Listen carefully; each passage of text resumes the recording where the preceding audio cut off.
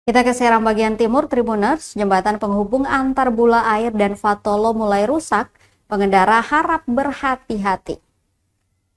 Akses jembatan yang menghubungkan desa Bula Air menuju Fatolo di Kecamatan Bula, Kabupaten Serang bagian timur atau SBT, mulai rusak.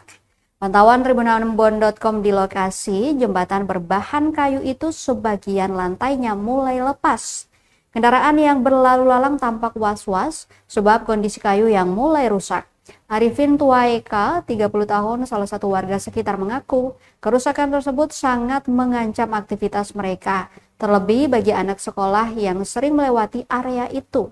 Kata dia, jembatan dengan konstruksi besi dan lantai kayu itu menjadi akses utama warga yang hendak bepergian ke desa tetangga. Kendaraan dengan bobot berat tidak diperkenankan melewatinya, sebab akan memperparah kondisi jembatan. Hal serupa juga diungkapkan Adang, salah satu pengendara roda 2, yang merasa kondisi jembatan sudah saatnya diganti, sebab dapat membahayakan pihaknya. Ia mewakili warga dan pengendara berharap dalam waktu dekat kondisi jembatan bisa teratasi dengan baik.